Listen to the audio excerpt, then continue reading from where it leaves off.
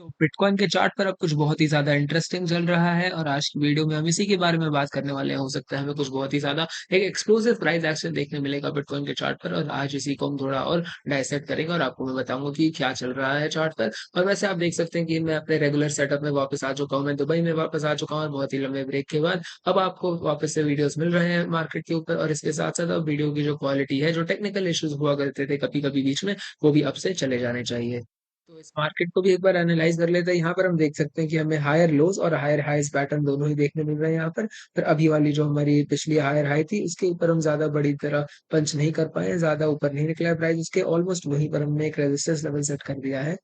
और यहाँ पर अगर आप जूम इन करके देखेंगे तो भी मार्केट में कुछ ज्यादा चल नहीं रहा है, प्राइस ऐसे ही साइडवेज जा रहा है। पहले मार्केट ऊपर गई, फिर थोड़ी देर साइडवेज गई, फिर एक बार डिविएट होकर अपने रेजिस्टेंस लेवल के ऊपर निकली, पर वो एक फेक आउट निकला, प्राइस वापस से नीचे गिर गया, फिर थोड़ा साइडवेज गया, फिर थोड़ा और नीचे गया और अभी ओवरऑल प्राइस उसी लेवल के आसपास उसी एरिया में घूम रहा है। यहाँ पर आपको याद ही होगा कि मैं ऑलरेडी एक ट्रेड के अंदर था इस पोजीशन में और यहाँ पर वही मेरी ट्रेड मैंने तो एग्जिट कर ली थी। बट वही तब से प्राइस सिर्फ साइडवेज कंसोलिडेट कर रहा था, उसके बाद थोड़ा सा प्राइस अब नीचे गिर गया है। यहाँ पर मार्केट कुछ इंटरेस्टिंग पैटर्न्स भी बना रही थी, मुझे लग रहा था कि एक और फॉलोइंग वेज पैटर्न यहाँ पर बन रहा है, पर फिर वो भी पैटर्न फेल हो गया था। तो यहाँ पर अभी प्राइस ओवरऑल उसी एरिया के अंदर है। यहाँ पर अब एक जो ये ग्रीन बॉक्स मैं आपके लिए बना रहा हूँ, ये पतला सा ग्रीन बॉक्स, ये बिटकॉइन के लिए काफी इंपॉर्टेंट हो सकता है क्योंकि यहाँ से हमें पहले एक रिजेक्शन मिली थी, फिर हमें दोबारा एक रिजेक्शन मिली थी इसी लेवल से। ये $22,700 वाला जो लेवल है, यहाँ से मैं आपको पहले ही बता रहा था कि मैं थोड़ा सपोर्ट एक्सपेक्ट कर रहा हूँ और आप क्लियरली देख सकते हैं कि प्राइस यहाँ से ऊपर निकला था इस लेवल के और उसके बाद वापस से रिजेक्ट होकर नीचे गिरा और हमें बिल्कुल यहीं से अब एक बाउंस भी देखने मिला है छोटा सा। और मुझे वैसे नहीं लगता कि यहाँ पर हमारी मार्केट इससे नीचे जाने वाली है। मुझे नहीं लगता कि यहाँ पर एक और नया लोअर लो मिलेगा हमें। ये लेवल मुझे लगता है 20,700 वाला लेवल होल्ड करना चाहिए इस मार्केट के अंदर। पिछली बार भी मार्केट ने अपना इंपॉर्टेंट लेवल फेल किया था और फिर प्राइस नीचे गिरा था, बट स्टिल वो एक लोअर लो नहीं हुआ, एक हायर लो ही सेट हुआ था ट्रेंड के अंदर। और अभी मुझे लगता है कि हमारा हायर लो ऑलरेडी सेट हो चुका है, इसके नीचे प्राइस नहीं गिरना चाहिए। तो यहाँ पर अब इस चार्ट में देखकर मुझे ये तो काफी अच्छा लग रहा है कि यहाँ पर हमारे पास हायर लो सेट हो रहा है और हमें सपोर्ट बहुत ही अच्छे तरीके से मिल रहा है। जो हमारे डिफाइंड सपोर्ट एरियाज है वहां से प्राइस बाउंस कर रहा है, रिएक्ट कर रहा है। बट मैं बस एक भी चीज देखती हूँ, थोड़ा जूम आउट करके हमें देखना है कि बिटकॉइन का प्राइस यहाँ से ऊपर जाके किधर जा सकता है, ऊपर हमारे रेजिस्टेंस एरियाज कहाँ पर हैं। कि यहाँ पर अगर आप बड़े पर्सपेक्टिव से देखें तो मुझे नहीं लगता कि इस एरिया में कोई भी इम्पोर्टेंट, इतना ज्यादा इम्पोर्टेंट सपोर्ट एरिया है या फिर कोई पहले का एरिया है जो हिस्ट्री में बिटकॉइन के लिए इम्पोर्टेंट रहा है। ऐसा मुझे तो यहाँ पे दिख नहीं रहा है। यहाँ पर एक छोटी सी कंसोलिडेशन रेंज की $22,000 से $34,000 के बीच में, जहाँ पर बिटकॉइन ऑलरेडी थोड़ा ट्रेड कर चुका है, उसे वहां से रेजिस्टेंस मिली है। बट इसके अलावा मुझे पूरी रेंज खाली ही दिख रही है, जहाँ पर मैं इसे लो लिक्विडिटी जोन का कहूंगा, जहाँ पर प्राइस तेजी से मूव कर सकता है इस रेजिस्टेंस लेवल से अपने अगले रेजिस्टेंस लेवल तक। यहाँ पर ये तो बहुत ही क्लियर है कि जो $30,000 वाला एरिया है, 28 से 30,000 के बीच में जो रेंज है, ये बहुत ही ज्यादा इंपॉर्टेंट है। और ये चीज हम पहले भी इस साल में मई के प्राइस एक्शन में भी ये चीज हाईलाइट कर चुके हैं। जब प्राइस नीचे गिर रहा था उसे वहीं से उसी एरिया से सपोर्ट मिला है, इसलिए मुझे लगता है कि अभी वाली रेंज तो हमारे सामने पूरी खाली है और अपने करंट प्राइस लेवल से $30,000 से पहुंचने में बिटकॉइन को ज्यादा दिक्कत नहीं होनी चाहिए। अब यहाँ पर मैं जिस तरीके से एनालाइज करता हूँ मार्केट को, मेरे हिसाब से मैं बहुत ही सिंपल रखने की कोशिश करता हूँ सारी एनालिसिस। लोग बहुत सारे इंडिकेटर्स डालते हैं, बहुत फैंसी इंडिकेटर्स डालते हैं, तो वो चीजें ज्यादा पर आपको ज्यादा मदद नहीं करती है। तो अब सिंपल तरीके से अगर मैं इस मार्केट को देखूँ तो मुझे क्या दिख रहा है कि जो पहले का हमारा स्लोप था प्राइस के ऊपर जाने का, अगर हम वहां से एक एवरेज लाइन खींचेंगे तो ये स्लोप पहले कम था और अब थोड़ा सा बढ़ गया है, मार्केट थोड़े स्टीप तरीके से ऊपर जा रही है।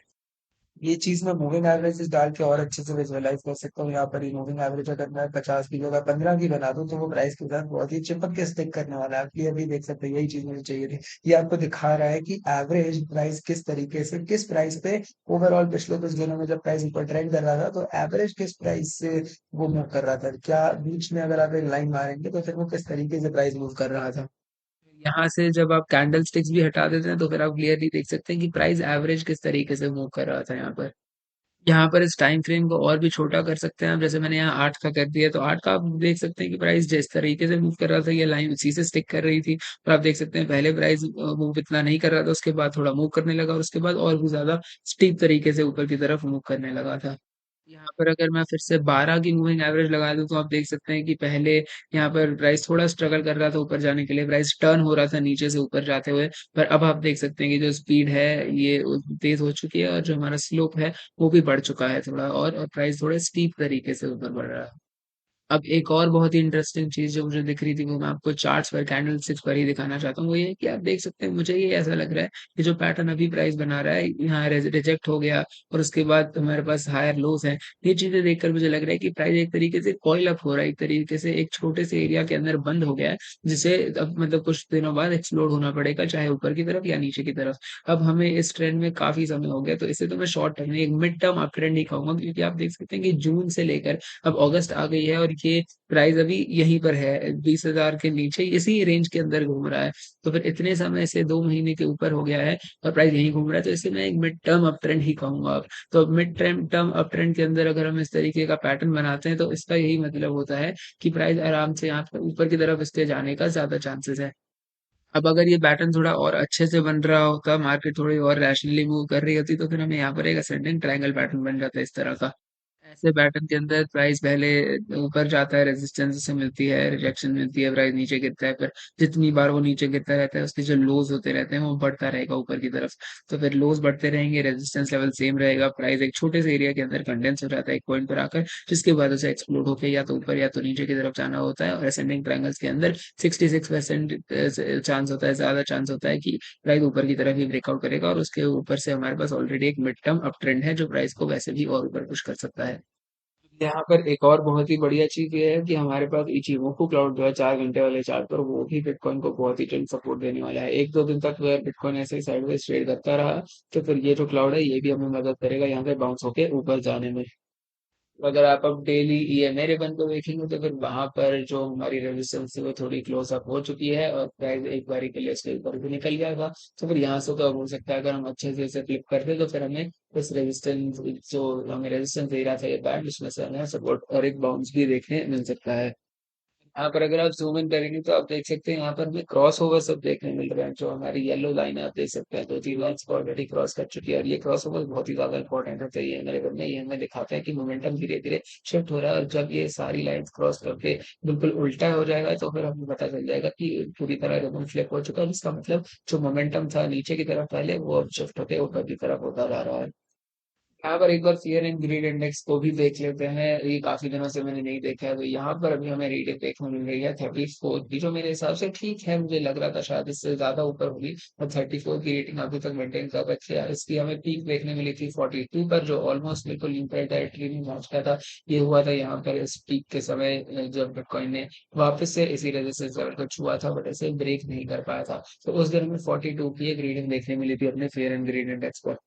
पर यहाँ पर मेरे हिसाब से काफी अच्छी चीज हुई थी कि जैसे ही 34 पर रीडिंग पीक हो गई थी, उसके बाद मार्केट अपनी डर गई और प्राइस नीचे गिरने लग गया। उसके बाद वापस से हमारा क्लियर ग्रीन इंडेक्स नीचे गिर गया। तो जब तक ये न्यूट्रल टेरिटरी के ऊपर नहीं निकल गया क्लियर ग्रीन इंडेक्स, मुझे लगता है कि जब भी मार्केट ज्यादा तेज ऊपर बढ़ रही होगी, हमारी रैशनैलिटी मार्केट में लौट आएगी, प्राइस नीचे गिर जाएगा, और उस वजह से हमारा क्लियर ग्रीन इंडेक्स भी इससे नीचे गिर जाएगा। तो जब तक हमें बहुत ज्यादा ग्रीड मार्केट में नहीं देखने मिलती, तब तक मेरे हिसाब से हम काफी हेल्दी पोजीशन में है fear and green index market और मार्केट की जो साइकोलॉजी है उसके मामले में। और मैंने इस चैनल पर पहले भी ये चीज मेंशन की हुई है कि जब तक ये रीडिंग 40 के मतलब 40 के ऊपर नहीं निकलती, तब तक मैं खुश हूँ इस मार्केट में। मैं ज्यादा कुछ डाउनफॉल एक्सपेक्ट नहीं करूंगा, और क्लियरली हमें मार्केट में वही करके दिखाया, तो अभी मेरे हिसाब से यहाँ पर काफी सारा अपसाइड पोटेंशियल है इस मार्केट। अब यहाँ पर हमारे पास एक दिक्कत की बात यह है कि जो एक दिन वाला इचिमोku क्लाउड है, ये बहुत ही ज्यादा बड़ा है, ये बहुत ही तगड़ी रेजिस्टेंस दे रहा है इस समय बिटकॉइन को, और ये मेरे हिसाब से शायद बिटकॉइन की हिस्ट्री में one of the biggest clouds है। अगर आप थोड़े जूम आउट करके देखेंगे, तो फिर बिटकॉइन के पास इसी तरह के दो और बड़े बड़े इचिमोku क्लाउड थे पिछले कुछ महीनों में, और 2020 से लेकर अब तक। पर जो इसका सक्सेस रेट है वो 50% ही रहा है, क्योंकि हमारा पिछला वाला जो था वो बहुत ही ज्यादा खराब था, बिटकॉइन के लिए डिजास्टर्स था। उसके बारे में एक बहुत ही बड़ा डाउन ट्रेंड देखने को मिला था। बट उससे पहले वाला जो यूट्यूब ब्लॉग था, वहां पर उसने मैटर नहीं किया, क्योंकि वो ऊपर उसके अंदर घुसा और उसे काफी आराम से तोड़ दिया। पर फिर भी हम इस चीज को इग्नोर नहीं कर सकते, क्योंकि वैसे भी पीछे मोटो क्लाउड के अंदर जब प्राइस जाता है, तो फिर वो काफी डीप घुस सकता है, उसके बाद भी रिजेक्ट हो सकता है। तो ऐसा भी हो सकता है प्राइस इसकी ऊपर वाली लाइन तक पहुंचे फिर रिजेक्ट हो जाए। तो फिर यहाँ पर ऐसा नहीं है कि अगर हम एक बार अंदर घुस गए तो हम इसे तोड़ ही देंगे। तो अभी ये काफी रेजिस्टेंस है, और ये रेजिस्टेंस खत्म नहीं होगी जब तक हम पीछे मोटो क्लाउड को पूरी तरह कवर करके इसके ऊपर नहीं निकल जाते। अब यहाँ पर ऐसा भी हो सकता है कि बिटकॉइन का प्राइस इस क्लाउड के अंदर घुसे और 28 से 30,000 वाले जो लेवल है वहां पे पहुंचे, उसके बाद रिजेक्ट होकर नीचे गिर जाए। अब मैं ये नहीं कह रहा कि होने वाला, पर ये चीज डेफिनेटली एक पॉसिबिलिटी है जो हमें इस चार्ट पर जरूर देखने मिल सकती है। हो सकता है हमें वहां से एक बहुत ही बड़ी रिजेक्शन मिल जाए जो प्राइस को पिछले लोज के 17,000 पर जो हम प्राइस गिरा था उसके भी नीचे ले जाए, तो फिर यहाँ पर हम उस चीज पे बिल्कुल फूल आउट नहीं कर सकते हैं।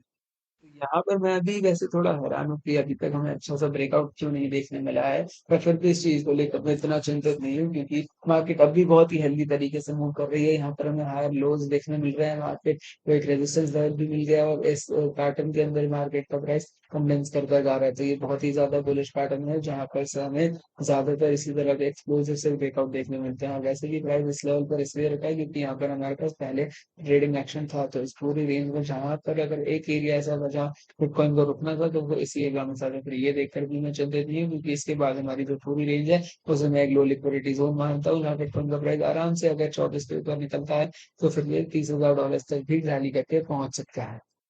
यहाँ पर इस चार्ट को देखकर मैं बस दो क्वेश्चन पूछ रहा हूँ कि क्या हमारे हाईज जो है वो ऊपर बढ़ रहे नहीं बढ़ रहे, पर फिर भी रेजिस्टेंस एक ही जगह पर है, नीचे नहीं जा रही, वो अच्छी बात है। इसके साथ साथ क्या हमारे लोज हैं वो ऊपर जाते जा रहे हैं, तो वो भी इसका भी आंसर हाँ ही है। तो फिर यहाँ पर एक बहुत ही bullish typical bullish pattern market यहाँ पर सब कर रही है। इसमें से अगर हमें एक बढ़िया ब्रेकआउट मिलता है तो मुझे लगता है प्राइस बहुत तेजी से ट्रैवल करके 25,000 के ऊपर तो निकल ही जाएगा और $30,000 को भी टच कर देना चाहिए जो हमारा अगला सबसे सिग्निफिकेंट रेजिस्टेंस एरिया होने वाला है।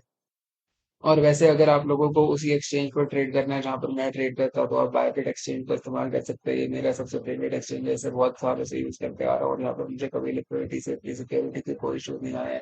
बायोटेक पर अगर आप मेरी लिंक का इस्तेमाल करके साइन अप करते हैं जो मैंने आपको डिस्क्रिप्शन में दी है तो फिर आपको कुछ बोनस मिलेगा। $4,000 से ज्यादा का भी बोनस ये हो सकता है, फिर ये डिपेंड करता है आपके जो आप यहाँ पर डिपॉजिट करते हैं पैसे उसको डिपेंड करता है इसके ऊपर कि आपको फ्री कैश कितना मिलेगा। फिर इस फ्री कैश से ट्रेड करके आप जो भी प्रॉफिट कमाएंगे वो आप बाहर अपने बैंक अकाउंट में निकाल सकते हैं। तो अगर आपको फ्री कैश चाहिए तो जरूर मेरे लिंक का इस्तेमाल करके बायोबेट पर साइन अप कर लीजिएगा। और बायोबेट का इंडिया में वैसे इस्तेमाल करते हुए आपको एक VPN का इस्तेमाल करना पड़ सकता है, तो उसका भी जरूर ध्यान रखिएगा।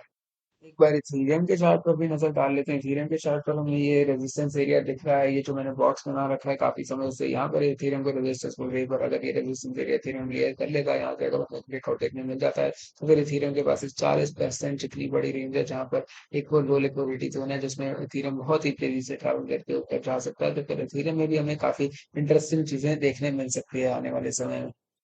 इथेरियम वर्सेस बिटकॉइन वाला चार्ट भी अगर आप देखेंगे तो यहाँ पर भी इथेरियम बिटकॉइन के खिलाफ बहुत ही स्ट्रांग है, बहुत ही बढ़िया तरीके से परफॉर्म कर रहा है। तो फिर और वैसे भी आपको पता ही है कि लॉन्ग टर्म में मैंने बहुत बार कहा कि मैं इथेरियम को ही प्रेफर करता हूँ। मुझे लगता है इथेरियम बिटकॉइन से काफी ज्यादा बढ़ सकता है लॉन्ग टर्म के अंदर, तो फिर इथेरियम पे तो मैं वैसे ही बोलिश हूँ, मुझे ये काफी अच्छा लग रहा है इथेरियम का चार्ट और प्राइस एक्शन।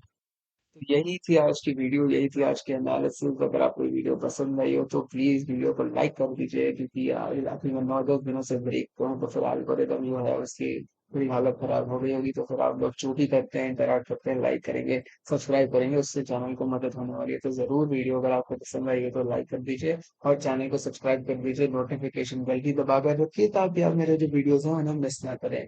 और यही थी आज की वीडियो, उम्मीद करता हूँ आपको वीडियो पसंद आई होगी और मिलते हैं